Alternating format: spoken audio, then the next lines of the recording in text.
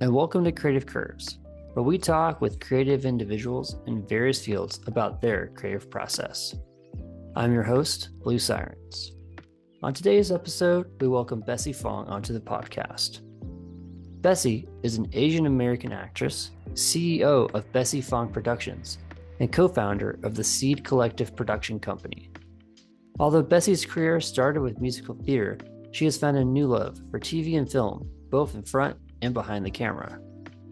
She has been in the business of helping others with building their own confidence in front of the camera and is taking down the tech blocks for entrepreneurs around the country with her done with you style of support, showing them ways to be more confident so they can show up, build their personal brand, and touch their audiences in ways that feel authentic to them while removing the tech funk that was once holding them back.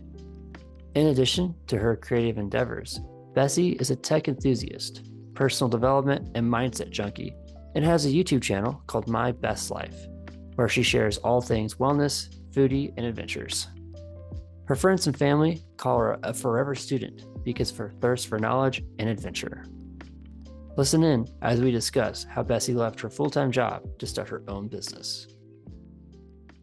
Hey, Bessie, how you doing?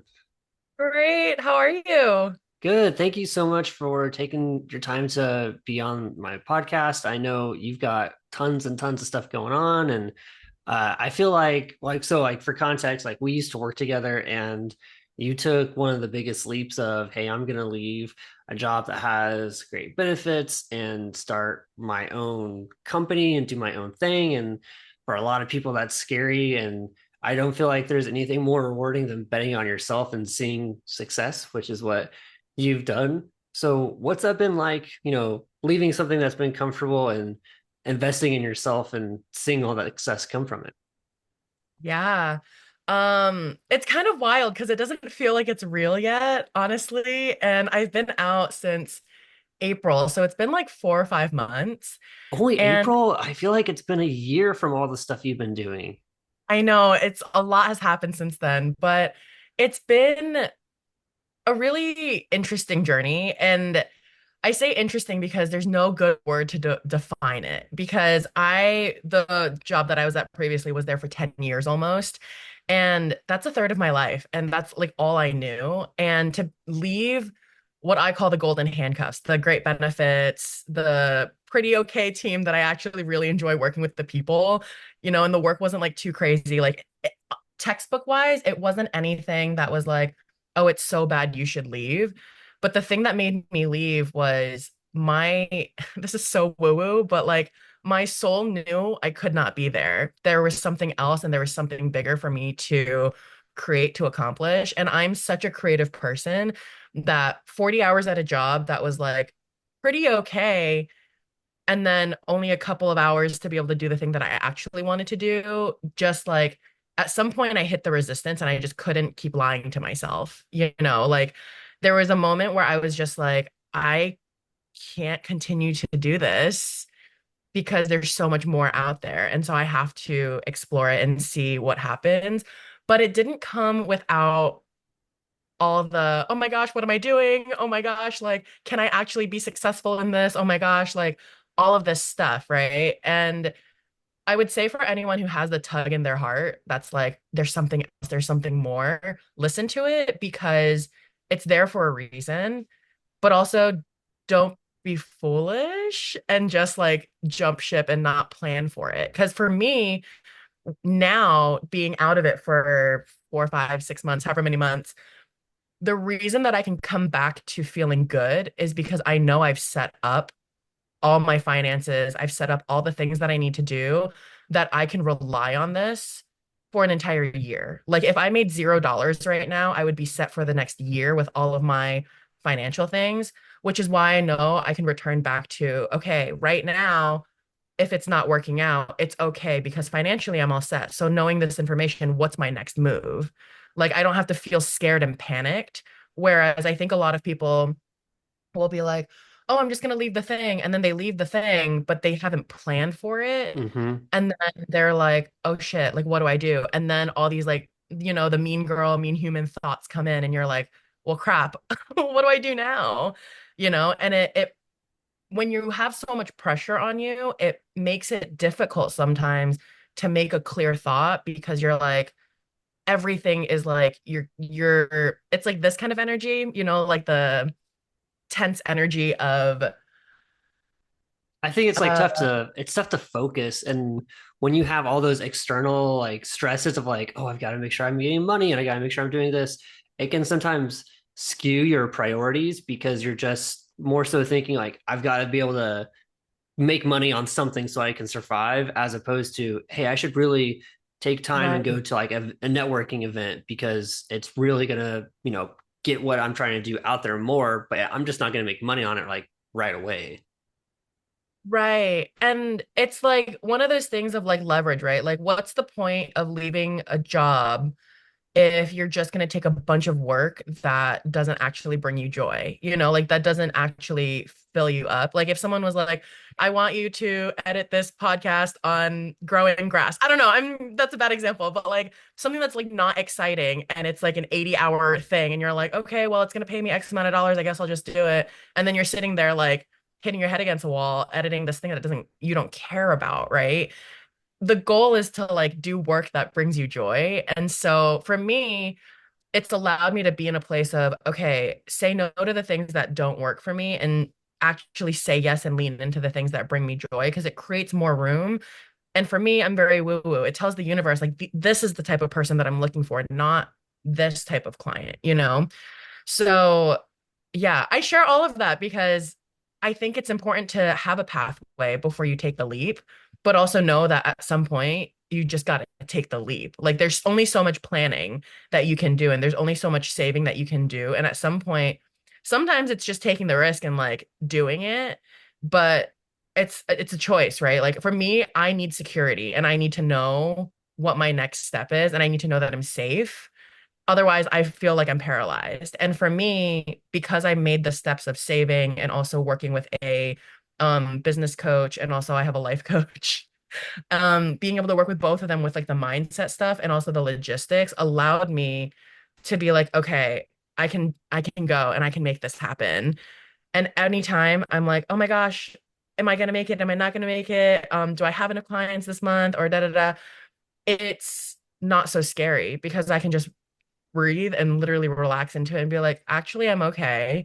And also, this is what's coming up in this next couple of months. And also, I've been doing this technically for 4 or 5 months. So it's okay. Like, it's all okay. This first year is meant for building, meant for trying things, it's to experiment, like, with different clients to see what works and figure out my structure. And whenever I hit like resistance now and I'm like, oh crap, like I really quote unquote like messed that up or that didn't feel good, it's information for me to know because I've never done it before. So Yeah. of course it's gonna feel crappy and it's gonna feel different, right? Like I think those feelings of like, oh my gosh, I don't know are part of the process. And the sooner that we accept it and are like, all right, like this is new information, I can either be angry that I'm in this situation or upset or whatever. Or I could be like, oh, cool. I just learned something new and now I'm gonna not do that again next time. Or here's how I'm gonna do it differently. So lots of words. Yeah, no, but that's like a great mentality. It's sometimes tough to see that it's all a learning process whenever we encounter failure or a setback, because even if it doesn't go the way we want, it's at least like, well, now we know not to do that anymore. Yeah. But you touched on something that I feel like it's the most difficult thing I think for people to do whenever they're trying to do their own thing or break away from something. And that's, having that mentality of knowing what to say no to and what to say yes to, like what's going to be the best for them, like long term, because it could be in the field that they really care about. And they're like, hey, at least I'm doing something in the field I like. So how did you go about kind of developing that mindset, or was there like a thought process between how did you determine what to say yes and what to say no to? It took a lot of getting quiet with myself. And what I mean by that is really paying attention to the work that made me so excited and the work that made me feel drained after. Like, there are certain things that I say yes to because I'm like, I love this person that I'm working with. I think that they're up to big things. And maybe the monetary amount isn't as much as the person who's like, I own a whole corporation and I'm ready for you to edit something. But the thing that I'm so passionate about is like this person and what they're up to and how I get to help them. And that lights me up versus like some corporate video that is, I don't know, about grass. Let's go back to grass. Like you start to realize because when you're in the thick of it, right? Like being a business owner, there's a couple of different parts. You have to be in your business and working on your business. And so there are the parts that are like the networking pieces that I personally love. Like I love learning about people and discovering what people are up to and like how I get to be a part of their journey and their big mission to get their message out there. And that part I love. The part that I don't necessarily love is sitting and tinkering. And let's say I'm editing something and I can tell very clearly at the end of an hour. There are some coaches that I support, and I'm like, oh my God, I feel so lit up. Like I'm listening to their message and I'm editing it, and it sounds like a beautiful story, and I feel so excited about this. And then there are folks who as I'm editing, I'm like, oh, I don't know if they actually know what their message is. Like Mm, I see all the raw pieces of it, and it's my job to make it into a full story, to weave the story for them. But sometimes I'm listening and I'm like, are you doing this because you love what you do, or are you doing this for a dollar? And I can tell very quickly when I feel drained because I'm editing it and I'm like, oh my gosh. And it feels very like just very like heavy, like yeah. afterwards I'm just not excited. I'm like, all right, well, I just did the thing. Whereas for some folks, I'm like, oh my God, I love this. And typically for me, that feeling is feeling excited after I do a project.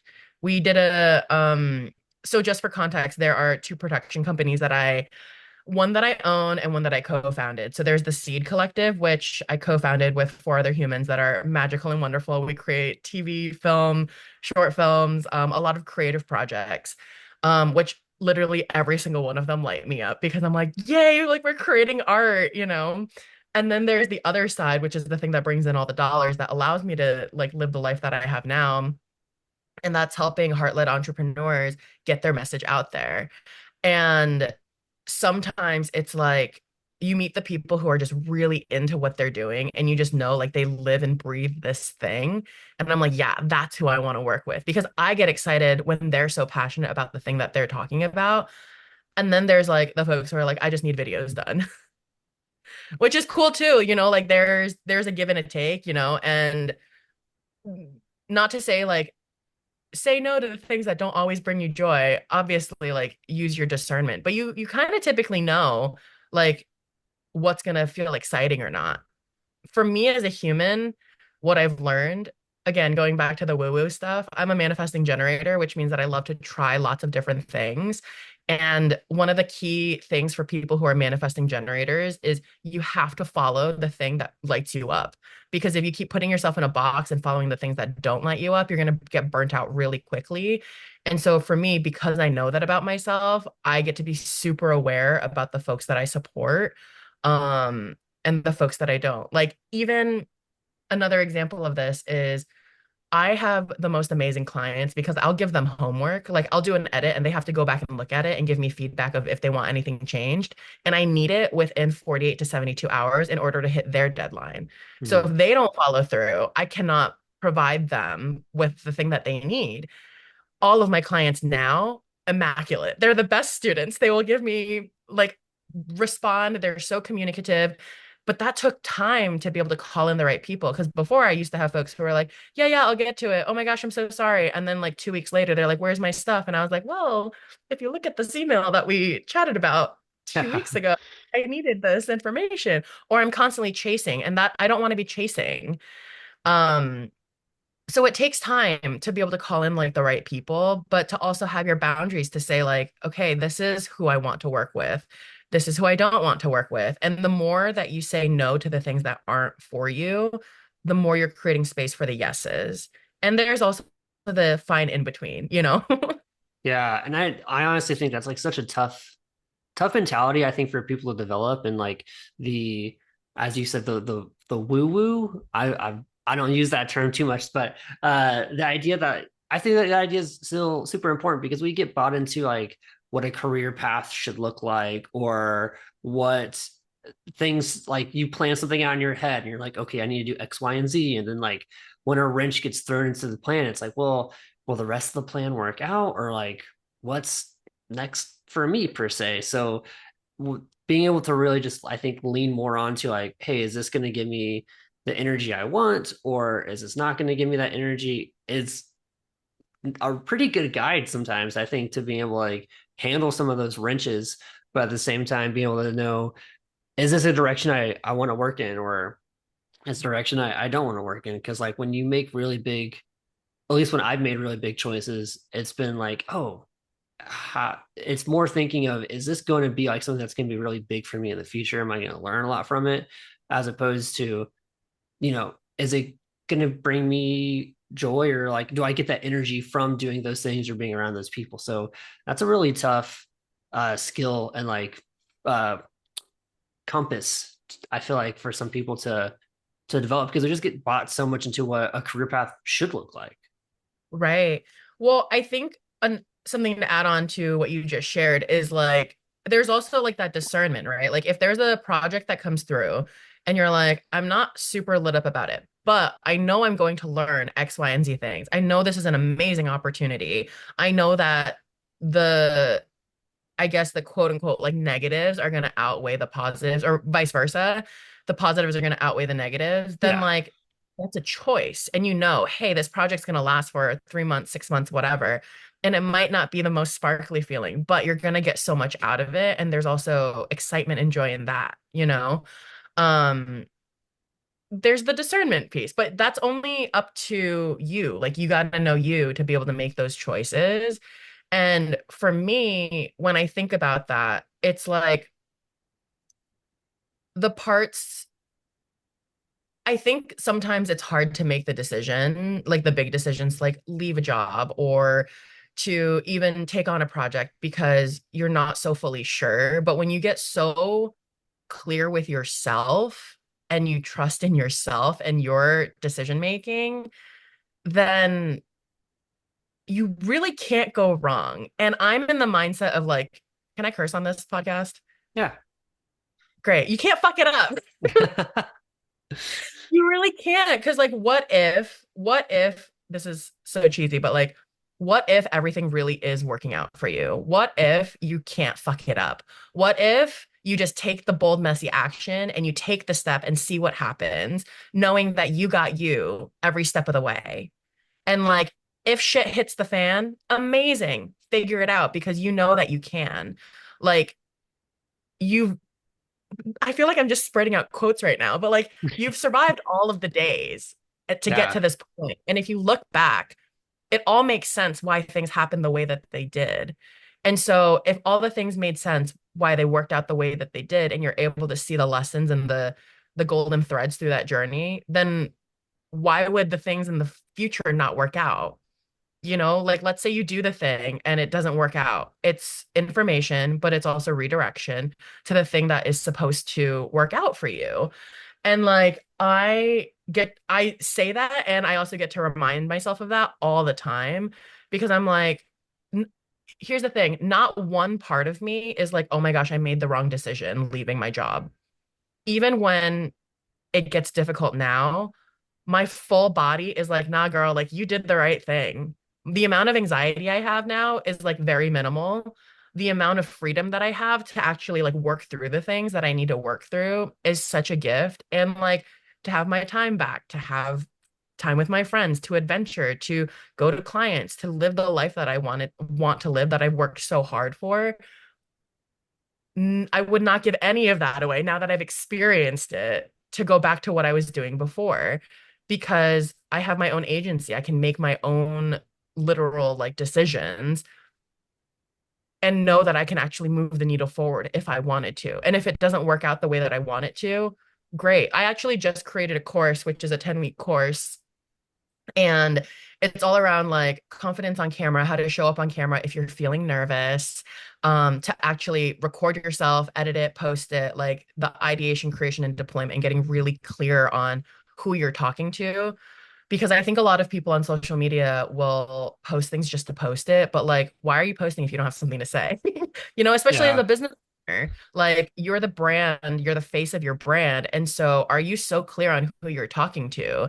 And this is stretchy for me. I've never made a course before. I've never put it out into the world. And I'm like, what if nobody signs up? Oh my gosh, what if people think that I'm stupid for doing this? Like all of these mean girl thoughts. And I was talking to my coach and she was like, okay, so like, what if nobody signs up? Then what are you going to do? Try again? Maybe. What if nobody signs up? Or what if two people sign up and those two people are like, okay, like, and they give you feedback on what worked and what didn't work? Then you get to grow and learn and change and like actually hear what people are asking for and looking for. And like the reason that this course is in my brain is because I've worked with so many entrepreneurs, which is wild, like especially a lot of like female entrepreneurs who are so brilliant at what they do. Like they're actual sharks in their industry and they're so nervous to show up on camera because they have an accent or they feel like they look older or their makeup isn't done. And I'm like, excuse me, you are the number one XYZ of your county, of your state, and you're here telling me that you're nervous to go on your iPhone because you don't think you look nice? Like, I'm sorry, but your message is so big and you're so good at what you do that people need to hear what you're saying. So, like, let's talk about that for a second. And I just know that there's so many people who need this program. And also, I'm scared to put it out there. And I'm going to be the first one to say it because I birthed it. It's like my own thing. But like, I could either be scared and not talk about it and not put it out there, or for the people that have given me the feedback that they're looking for this, I can put it out there and try and experience it and see what happens and like take it from there. I'll literally never know if I don't take that first step. Totally. So, like you just got to do it and like throw spaghetti at the wall sometimes and see and like take the stuff that works and leave the stuff that doesn't and then one step in front of the other. And this goes back to the know that you got you part. If someone doesn't sign up, like if I promote it and zero people sign up, then amazing. There's also October, there's also December, there's also all of next year to share this program, to share with other people like who I am and what I'm up to and how I want to support other people. I share all of that because I just think that like even in it, you're always going to come against resistance. You're always going to be making a new project. You're not just going to like be done and then everything's going to feel amazing. It could, but also you can, you're always going to be creating a new project and putting something new out there as a business owner, but also as an artist, as a creative person. Like to share your art is so vulnerable. To share your thoughts, to share what you're creating can feel really scary. And also, what if what you have to say is so important that you have to share it? Like Yeah. I'm literally coming up against the thing that I teach my people, which is like you have something important to say, so like go for it. Yeah, totally. I mean, I think to a certain extent, like when we make art, we make it for ourselves first, and then we are there to share with everybody else. But then also, like, we both know from social media or from YouTube or from the music I've released, like if it doesn't do well now, it doesn't mean it's not going to do well later on. I've had songs or videos I've made where it did terrible for like the first 2 months, and then the right people found it, it found its audience, and then it was like tons of plays, tons of engagement. So you don't know how something's going to be received. So you just got to make it the best for what you see the vision for, and put it out there. Right. Right, absolutely. And I also feel like you can't please everyone. So if you're creating something with the idea that everyone's going to love this thing or whatever, like it's a guarantee that not every single person is going to love it, you know? And that's okay because as long as you're proud of like what you're creating, then like amazing. And also trust that like the right people are going to find you when it comes to your art, your business, your whatever. Because what's the point of, I always say this, like, what's the point of having like a million followers and if it's not going to generate sales? But in this case, it's like, what if you have like a million people following you and your music, but no one actually enjoys like what you're creating versus like 5,000 people who are so hyped about what you're making, like Yeah. the people who are like the diehards that are like, no, I love this music. I love this. I'd rather have a small group of people, not small, $5,000 people is a lot of people. But just I'd rather have people who are excited and hyped up to be here versus just a number, you know? Totally. So trust like the right people are always going to find your music. Yeah, for sure. And for your content and for your services as well, which by the way, where can people find you, stay up to date with everything you're doing? Because I know you're traveling like every 2 days. It's like you're on an airplane, you're going to meetings, you're being a boss and getting stuff done. So where can people find your services and be able to connect with you and learn from you? Yeah, thanks for asking. And yes, to all the traveling. Um, Bessie Fong is my personal Instagram. Bessie Fong Productions is my own personal production company. And then the Seed Collective NYC is the Instagram for the TV and film things, which is the most creative part of the business. And that's where you can find me. Awesome. Well, Bessie, thank you so much for coming on. I know we could talk for another 2 or 3 hours just about like the motivation and mentality or what you need to do to kind of be in that spot. So I hope if you've been listening and you want to learn more, people can reach out to you because you are an inspiration for a lot of people that I know because you took that step, and that step is a tough one to take, to leave a comfortable job to pursue a full-time creative career. And the last 4 months, the only thing I've seen is you killing it. So congrats to you, and I can't wait to see what comes next for you. Thank you so much. The one last thing that I'll say for anyone who's listening, this was a quote that one of my leaders shared with me that I just have held so dear to my heart, which is there are no mistakes, just gifts. So do with that what you will. And thank you so much for having me today. Yeah, thank you so much for coming on. Thank you for listening to the Creative Curves podcast. I hope you've been inspired by this episode to try something new in your own creative process. Follow me on Instagram and YouTube at Blue Sirens Music for weekly Creative Curves podcast episodes. Don't forget to check us out on Apple Podcasts and Spotify. Thanks for listening.